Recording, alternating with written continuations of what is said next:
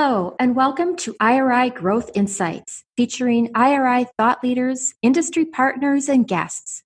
For more than 40 years, IRI has been known for its invaluable data, but these podcasts delve into the insights the data reveal to fuel market disruption and market growth for those in the CPG, retail, healthcare, and media markets.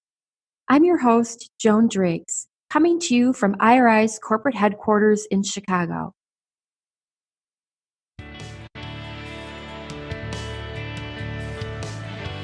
Hello, and welcome to another episode of IRI Growth Insights podcast.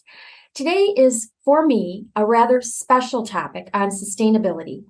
IRI and NYU's Stern Center for Sustainable Business have just wrapped up another round of research on sustainability and the consumer. You can find the full report or a webinar on our website at iriworldwide.com. But this is kind of near and dear to me because I worked with our guest today, Randi Kronthal-Sacco, a senior research scholar at NYU's Stern Center for Sustainable Business, which I'm going to be referring to as CSB from now on, so pay attention. But this is ongoing research. We've had a 4-year partnership with CSB to support its Sustainable Market Share Index. And again, you can find that on the CSB website. So Randi, you want to throw out a URL or how people can go there? Yes. Google NYU Stern Center for Sustainable Business, Sustainable Market Share Index, and click on the 2021 new report. There you go. So we've leveraged some of that data and then layered in some rich consumer survey data to really learn not only the degree to which consumers are buying sustainable products, but what they're buying and why they're buying. And today, Randi and I are going to be talking about that and why it's so relevant for CPGs. And to me, it is. It's like we're all looking for ways to grow our business in this, especially in these really uncertain, volatile times, and sustainability is definitely a growth engine. So Randi, welcome and thank you. I'm excited to be here. Thank you. Yeah, so give us just a real brief rundown on what some of the Sustainable Market Share Index data includes and how we went about the big research. Great. So by way of background, as Joan mentioned, I am a senior scholar at Stern Center for Sustainable Business, but I did spend 30 years in brand at Johnson & Johnson, and prior to that at Kraft. And when I joined Stern, I asked the typical question that every good marketer should ask, which is, what is the share of sustainable products? What is the share of your respective business?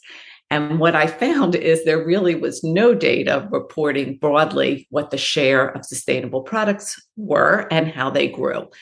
And I reached out to my wonderful partners, IRI and partner in crime, Joan, to develop a partnership where we would have access to the data and be able to look at and evaluate what the share would be. We painstakingly looked at 250,000 SKUs to see and identify which products make sustainable claims on package. We chose packaging because it's ubiquitous, meaning everyone can look at the pack and see what markings or certifications are on the pack to suggest that it is sustainable. And that is opposed to, let's say, advertising that's very targeted. We identified 36 categories that were representative of total CPG, some of the largest categories, but also some smaller categories that were included to make sure that we had adequate representation of all key categories. These 36 categories make up about 40% of all CPG, so absolutely a statistical sample with a small standard deviation of error. Yep. And I know, like, we stayed away from a couple things. We stayed away from natural because there's not really a definition there. We stayed away from private brands, which is huge and also an opportunity there. But that's a really hard one to track because your process is so manual. I mean, you are looking at each and every product to see what's on there. And we also don't really look at the recyclability of the packaging, even though we do ask about that in our survey. So one of the things that I wanted to point out is, we're here to kind of talk about, have a conversation about the case for how doing good is good for business. But I think for us too, it's so important to learn what the consumer thinks. And we know from our survey that 77% of consumers believe it's important. Sustainability is important when they're buying things like groceries, when they're buying personal care items, when they're buying, everyday household items. And that has risen year over year, even in an inflationary period. It's up 8 percentage points from 2021. So this is definitely something that's here to stay. But Randi, tell us a little bit about what you found that supports the business case for, obviously consumers should be part of your business consideration, but tell us a little bit more about the business case for sustainability. Sure. Well, first, when we first started looking at this share, what we found in 2000, as far back as 2015, that close to 14% of all purchases of CPG were what we called sustainably marketed products, as defined by the criteria that we just discussed. And in 2021, it's up to 17%, so grew about 4 percentage points over the past 6 years. What's been particularly stunning, however, is that 17% actually contributed to over a third of the growth in CPG. So punched far above its weight class, as people say. So 17% equated to about 32% of the growth of the category. Typically, you'd see share of market and share of growth almost the same, but here we're seeing that it's 2 times as large. And this is particularly important given the increase in purchases of CPG during the pandemic. Moreover, what we found is that sustainably marketed products actually grew 2.7 times faster than the non-sustainable products. If you look at a 6-year category annual growth rate for sustainably marketed products, it was over 7%, specifically 7.34%, 6-year category annual growth rate, so year on year, which outpaces the market as a whole at 3.45%, and certainly outpaces conventionally marketed products, which came in at 2.76%. That is phenomenal growth. Truly phenomenal growth. I love that it's just 17% of the market, but it's driving almost a third of the growth. That just is mind-boggling. And it's not just a one-off, as you said, even with the huge spike of 2020 and into 2021. That's amazing. But we know it's not even across all those categories. So talk to us a little bit about some of the categories where there's a much higher penetration of sustainability marketed products. Yeah, it's been interesting. So when we broke it into buckets: high share, medium share, and lower share of sustainable products as a percent of their category. And I've been fascinated on what's happened over time. But clearly, the 3 categories or 3 areas that have really stood out include dairy, which is basically milk, yogurt, and cheese, personal care products, so skincare products, soap, etc., and tissue, toilet tissue, and bath tissue. Those really have the highest shares, and they didn't necessarily when they started, but what happened is the brand leaders started introducing sustainable attributes into their products, and it became almost table stakes for the category, and then everyone needed to follow suit. So when a brand leader takes the lead, or even in some cases, private label takes the lead on some of these sustainable attributes, everyone follows, and it really makes a difference. Yeah, it really changes the whole supply chain when someone kind of cracks that code, doesn't Exactly. it? Yeah. So one of the things that we talk a lot about, obviously, because of the consumer research, is, the purchasing of it. But I was kind of surprised at the lack of uniformity in the way consumers define some of the, sustainability attributes or sustainable attributes. There's environmental, there's social, there's economic. Just as there's differences across categories, there's really differences in how consumers define the attributes they identify as being sustainable. So in particular, environmental is really big. That's most consumers think of things like renew, reuse, recyclable, or conservation of resources like water or energy as being sustainable. Whereas fewer identify like social messages, like things like fair trade or human rights. And that to me points to what I would say is almost an opportunity for more messaging for some of these companies to obviously we're not looking for anyone to greenwash, but to kind of promote some of the good that they're doing, because particularly with young consumers who I see are driving a lot of these sustainability initiatives, it's going to be increasingly important. So tell me what you think about that. Like, what's your comment on that? Yeah, absolutely.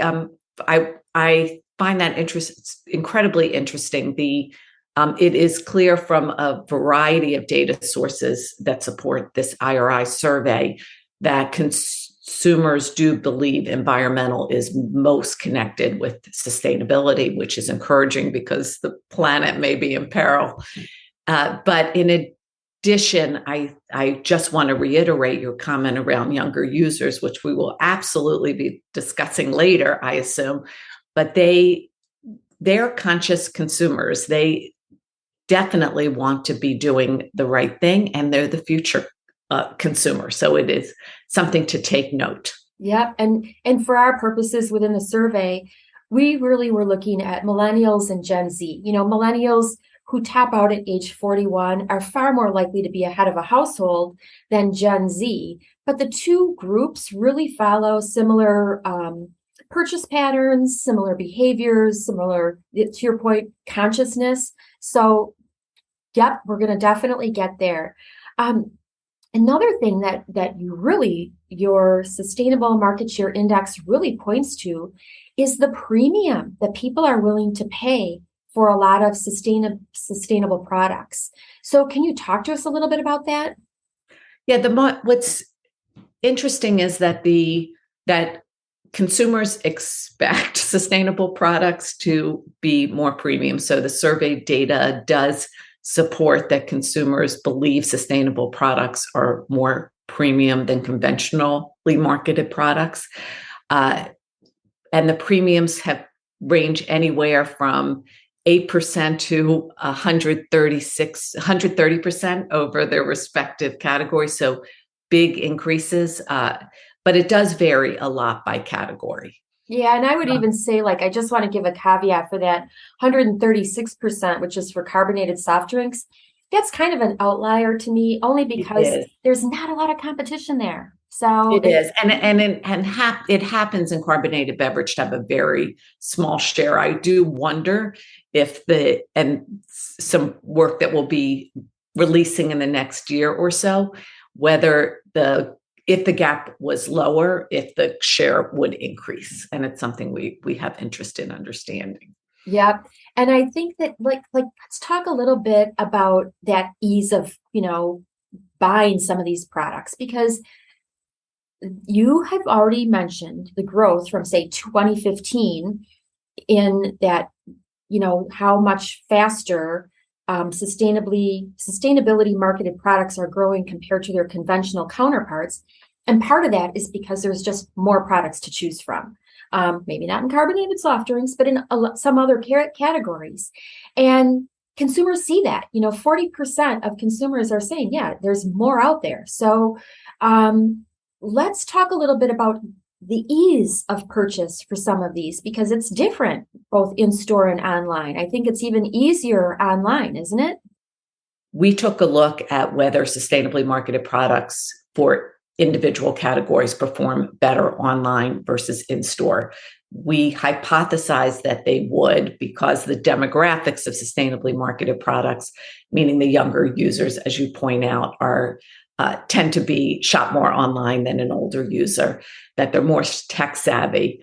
But in addition, there's more real estate online to discuss the sustainable profile of a product than perhaps a small package in store.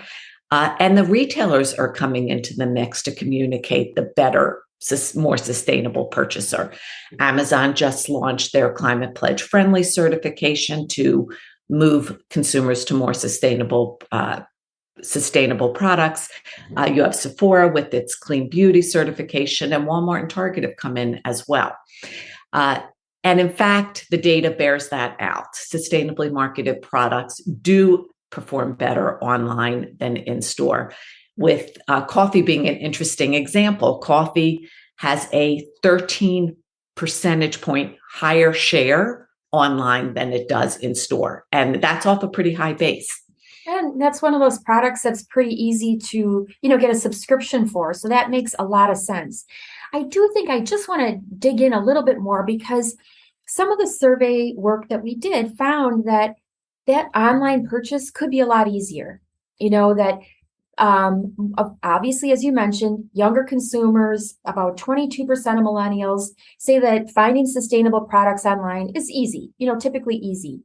About 70% overall say that it's sometimes easy. And that to me is saying, hey, you could do a better job with messaging because online, those retailer platforms in particular, not so much the brand platforms, but the retailer platforms are where people are going to find out, to find product information.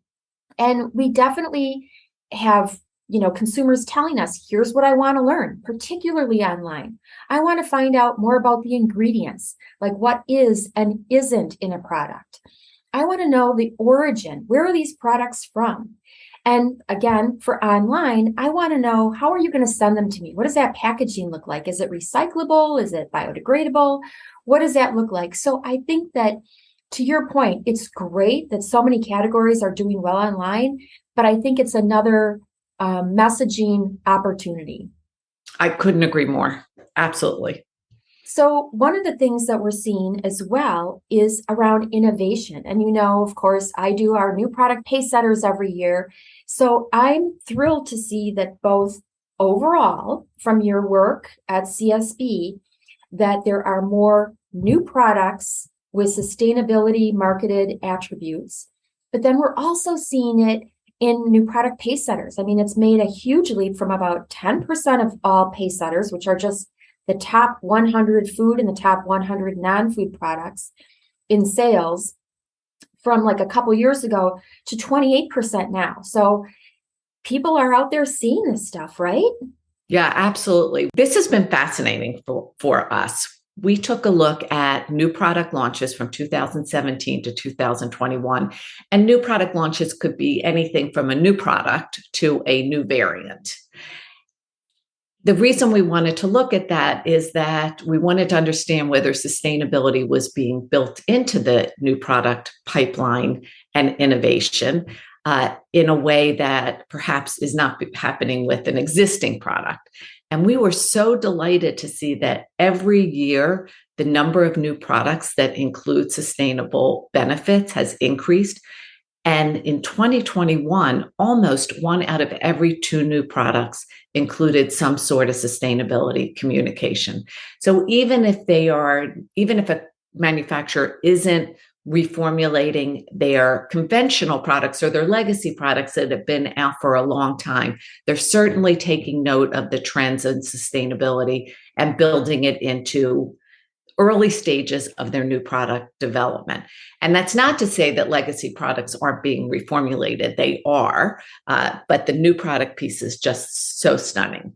Yeah, I tend to think of like those legacy products as being a little bit more challenging because I don't think manufacturers are anxious to call out what wasn't in a product or what was in a product that might not be favorable to the brand. I can think of all the ups and downs of like salt content, over the years, where manufacturers had to walk a fine line in terms of how they wanted to promote that new or added benefit to shoppers. So I completely see that, but I also think it's super exciting for some of these large manufacturers launching new brands. It's absolutely, whether you're a small startup entrepreneurial company or even some of these new brands from very large manufacturers, I'm totally with you. There's going to be some kind of a sustainability attribute built in, and that's very heartening, as you say.